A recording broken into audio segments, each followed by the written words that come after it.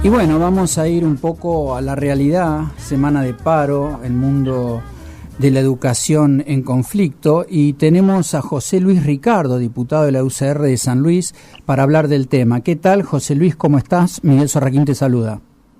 ¿Qué tal, Miguel? Buenas tardes, ¿cómo están ustedes? Bueno, acá andamos en este universo movedizo en el que estamos viviendo y que, bueno, la educación, gran tema, se ve afectada otra vez por este conflicto. ¿Cómo nos lo podrías describir? Mira, Miguel, yo te diría lo siguiente, como que tiene dos aspectos la discusión que se da sobre el tema educativo y de especial la educación superior, ¿no? Que es el foco de conflicto. Uno es lo salarial. Lo salarial, que es a todas luces un reclamo legítimo, ya que legítimo y por lo tanto hay que darle una solución política. Esto lo expresé en sendas reuniones la semana pasada con el ministro de Educación y con el ministro de Duhovne, y el ministerio está plenamente consciente de esto. O sea, la primera tranquilidad es que no hay duda sobre la importancia de dar una salida a este reclamo. ¿Por qué? Porque, bueno, las paritarias, para quien nos escuche, que no está en el tema técnico, la negociación salarial del sistema de educación superior, de las universidades nacionales, los universitarios, se da desde marzo a marzo, es decir, arrancó el periodo en marzo de este año. A este momento, los docentes han recibido un 5,8 de aumento desde marzo, 5,8. Ahora a fin de mes, con el cobro de agosto, van a recibir otros 5% más, o sea que estaríamos a esta altura con un 10,8, que es claramente insuficiente para las proyecciones, digamos, de la inflación que se esperan.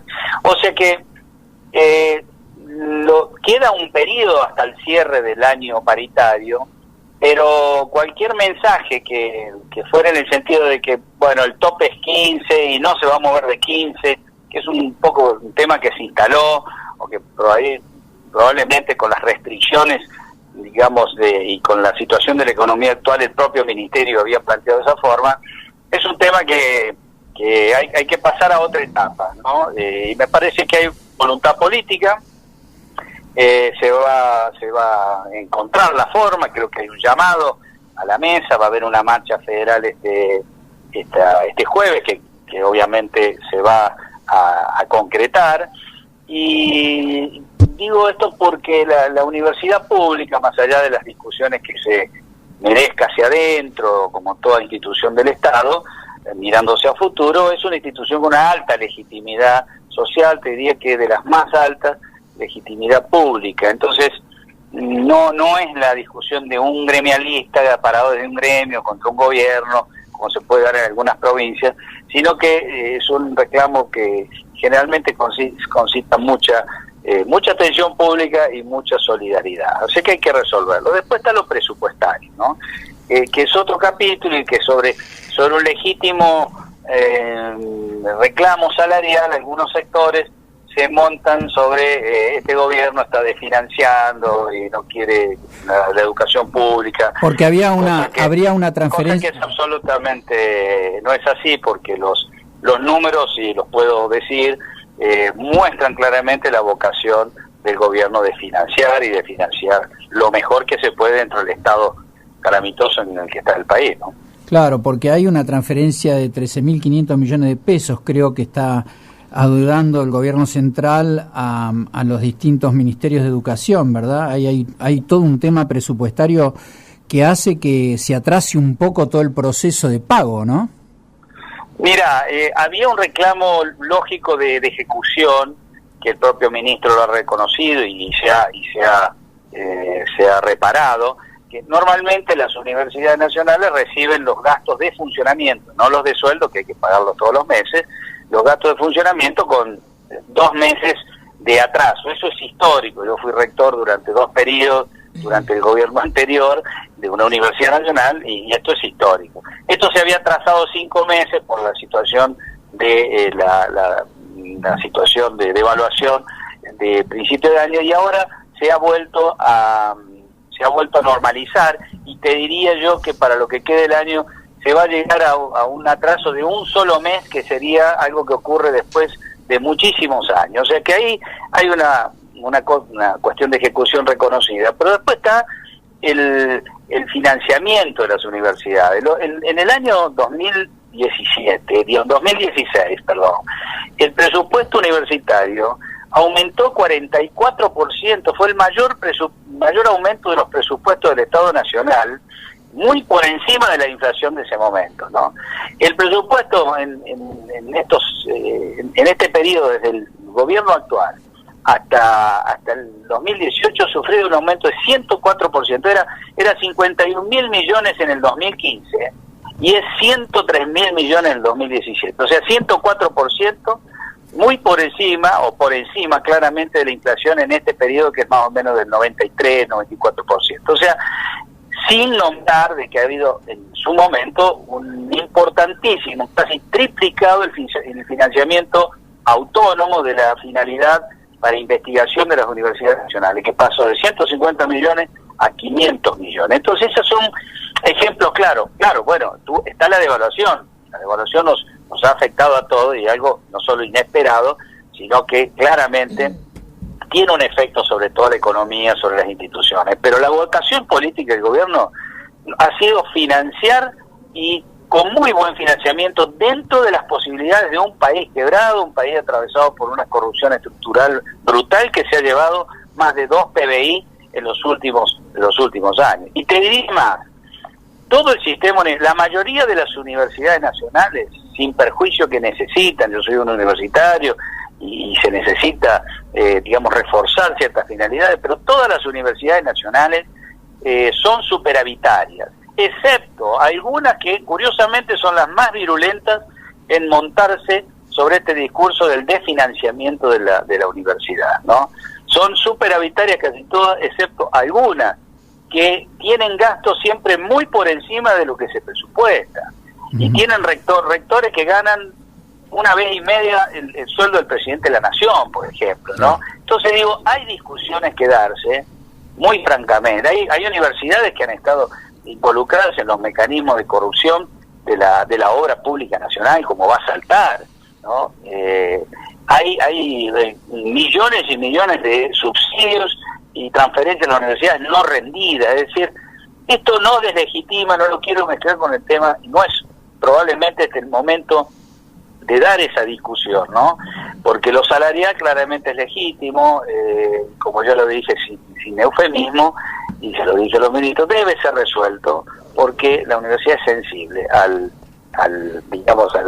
la ciudadanía en general. Pero nos tenemos que dar una discusión sobre el funcionamiento del sistema, ¿no? Hoy, esa universidad que supo ser un factor de movilidad social, hoy la universidad pública, esto lo demuestran todos los estudios rigurosos sobre este tema, van los hijos de la clase acomodada, los hijos de la clase media universitaria, pero la clase,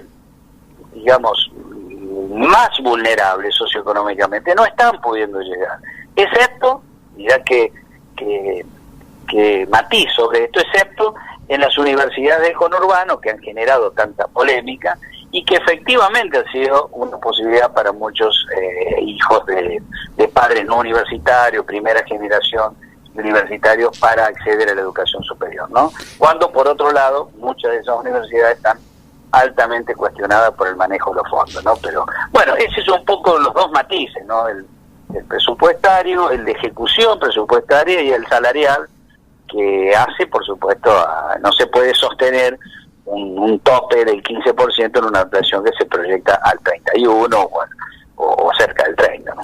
Eso le iba a preguntar, José Luis, ¿cómo le va? El Tano Pazman lo saluda, ¿cómo anda? ¿Qué tal, Tano? ¿Cómo estás? Buenas tardes. O sea, usted me comentó recién que va a haber, antes de fin de año, 3 aumentos del 5,8, ¿verdad?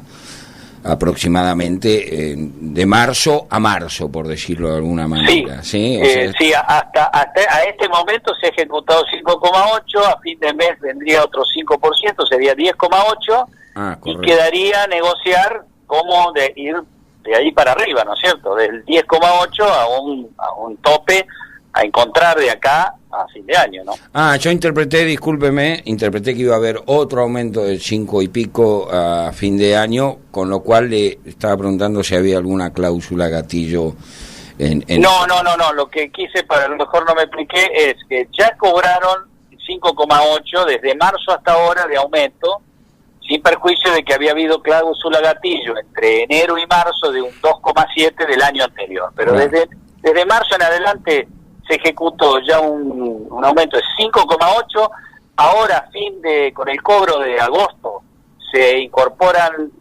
5% más, ahí serían 10,8 desde marzo, y se habló en un momento de un 15% que los gremios no aceptaron.